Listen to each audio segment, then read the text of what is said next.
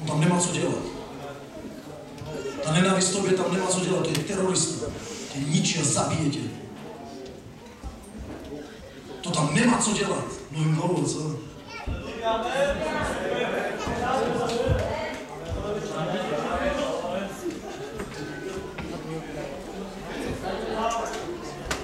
Co vy na to lidi? Co vy na to tady? Pán se dívá svým zrakem do očí a on říká, teď, miluješ mě? Dívá se svatým zrakem, to už není to tělo Adamovo oslavené. V oslaveném těle už se dívá. Dívá se do očí. Kolik z vás víte, že i někdy oči prosázují? Umíte mluvit zrakem? To funguje. Ježíš se podíval a říkal, Petře, miluješ mě? A tam lidi ústa už nemůžou hrát. On se dívá do nitra. On tam vidí. Dívá se na to, jaký postoj vyvstal, když říkáš miluji tě. Dívá se, jaký postoj vyvstal, když objímáš bratra. Dívá se, jakým záměrem kážem. Dívá se, s jakým záměrem se modlíme za lidi. Dívá se, s jakým postojem děláme věci. A toto bude souzené. Toto. Ne to, co jste dělali na venek. Přišli učedníci a řekli, Pane, i démoni se nám podrobují. On říká, neraduj se z démonů, raduj se, že tvoje jméno je zapsáno v knize života. O čem mluvil? O čem mluvil? On říká, dej pozor, aby to vyhranění tě neomilhalo. Ty stále se drž toho, že tvoje jméno je v nebi a proto můžeš vyhánět. Až tvoje jméno nebude v nebi, už nebudeš vyhánět. Už oni budou nahánět tebe. Oni naloží tobě. Ale protože máš jméno v nebi, můžeš mluvit s démony. Ale dřív než démonů se neraduj, raduj se, že tvoje jméno je zapsané v knize života. Z toho měj radost. Protože to ti pomůže, aby si vítězil. Postoje, různé postoje. Znát falešné srdce. Faleš! Faleš vypadá jako pravda. Jako pravda. Přitom uvnitř je skrytá lež. Faleš. Znáte podvodné srdce? Lživé srdce?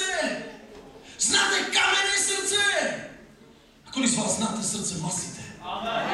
Do kterého je vložený Boží zákon. To je smlouva Boží vložená. Říká, odstraním z vás kamene a dám vám masité. Můžeš mi to provázat? Bůh ti žene.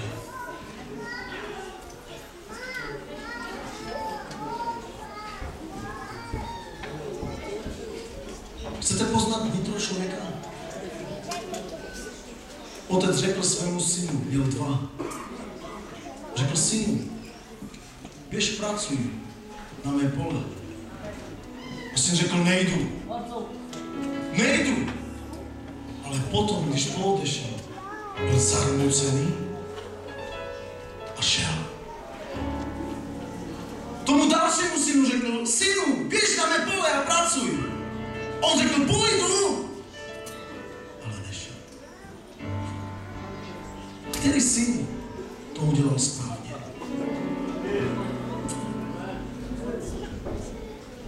Můžu vám ještě něco říct?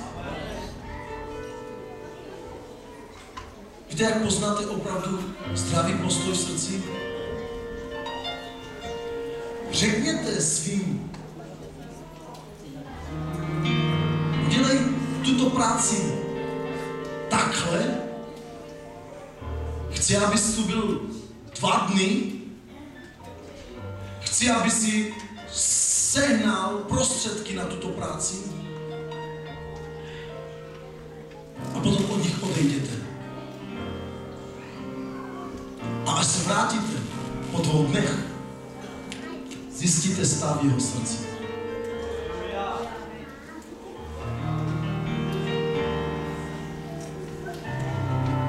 jak ho zjistil?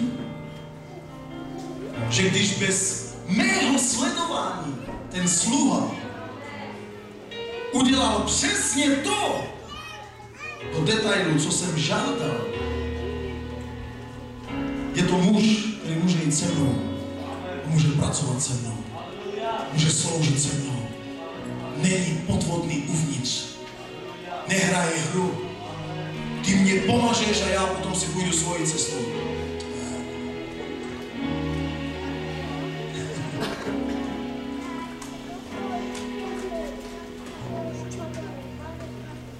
V této službě ustanovování služebníků není hra. Není. A když Bůh ukazuje, že je čas,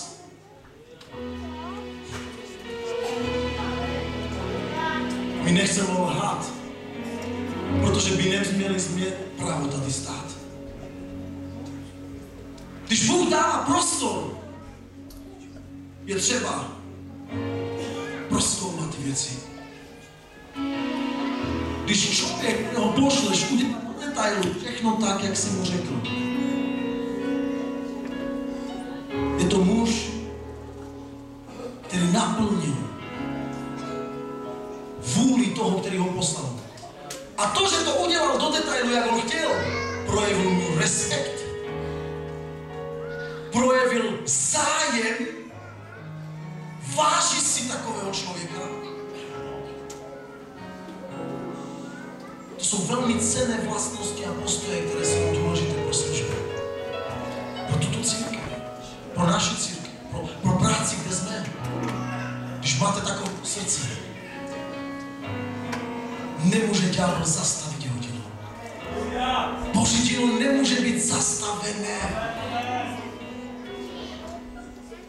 Jestli někdo přijde a pomlouvá, hej, co to chceš vložit do mě?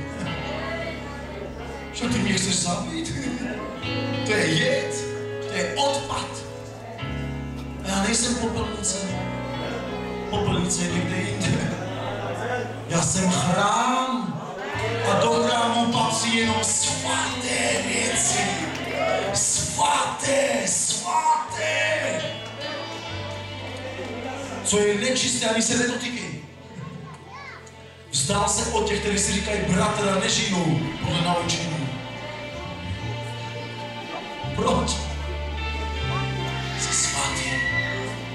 Nemůže tam být něco, co je nečisté, co je špinavé, co je lživé a podvodné, to tě zabije.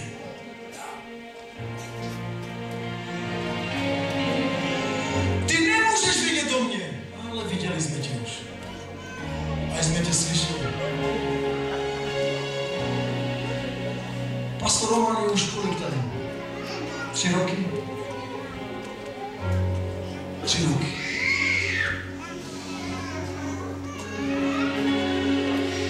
Už 3 roky je stále na tom místě. 3 roky dělá stále to, čemu byl určen na poslal. 3 roky to dělá.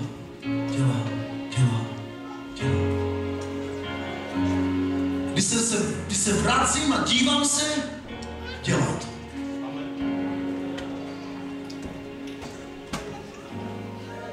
Rozumíte? Mnoho těch, kteří se přibližují Bohu ústy, ale srdcem jsou daleko. On říká, netrhejte oděv, ale své srdce. Když roztrhnete srdce, něco z něho vyteče. A je to právě to bohatství Ježíše, které bylo vložené do vás. Než aby si zavřel srdce, radši ho otevři. A apoštol Pavel říká, vy se nám zavíráte ve svém srdci. Ale naše srdce je pro vás do kořán otevřené.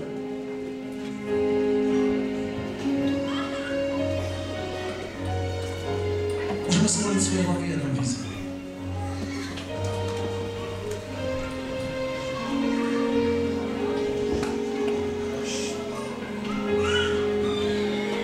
Otče, děkujeme za tvé slovo.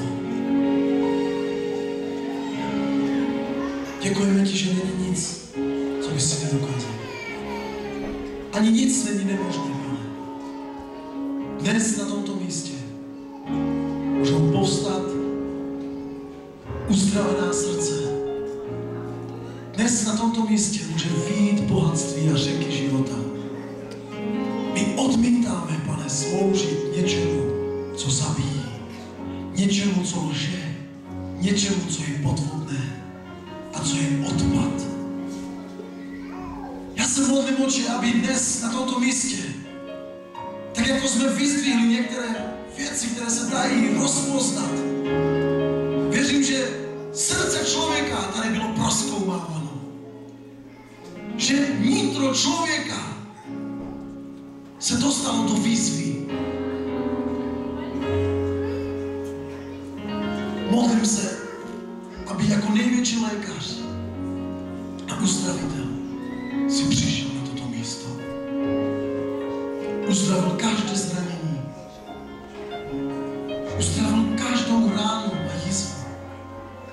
Zkroušené srdce ty, Pane, miluješ a uzdravuješ. Dotkni se těch vztahů, které jsou narušené, Pane.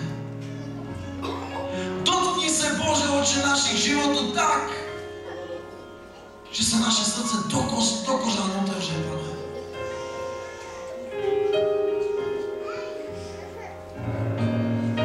Modlím se, Pane, tato služba funguje od srdce. Ať je to srdce, Pane.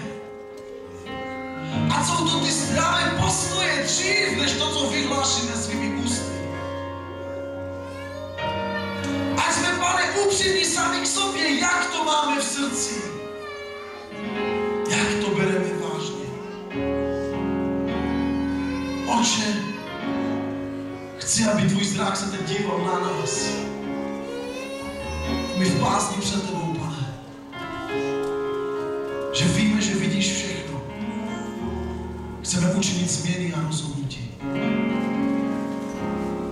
Církev, já vám dávám výzvu, jeho zrak je teď na vás.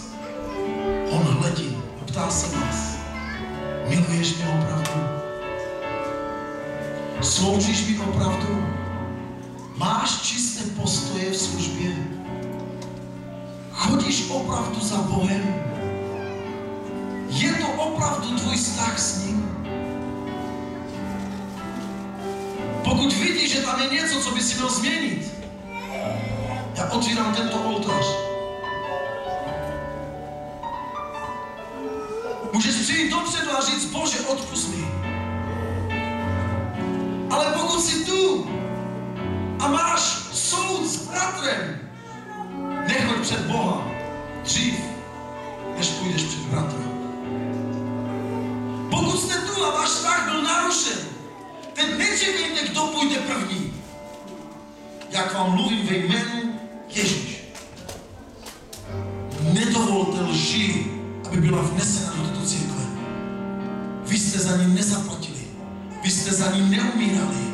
Nebyla to vaše krev. Vy nemáte právo. Pokud cítíš, že musíš vyznat hřích, já otvírám tento oltář, můžeš přijít dopředu. Pokud cítíš, že máš určité postoje, které potřebuješ změnit, přijď dopředu. Přijď dopředu. Ve jménu Ježíš.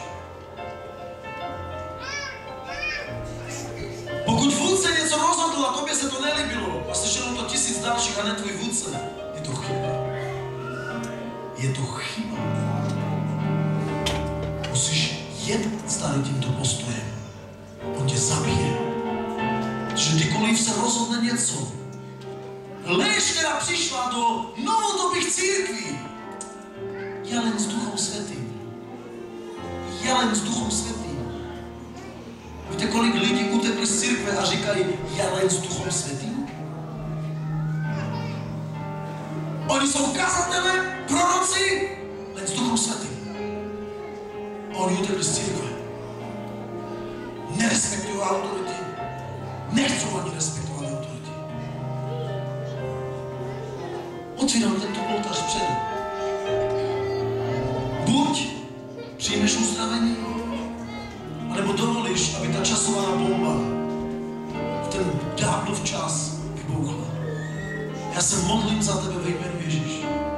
abys to nedovolil. Nedovol to. Budeme zpívat jednu chválu, chci, abyste se postavili. Pokud vnímáš, že máš přijít dopředu, prosím, tento oltář je otevřený. Haleluja.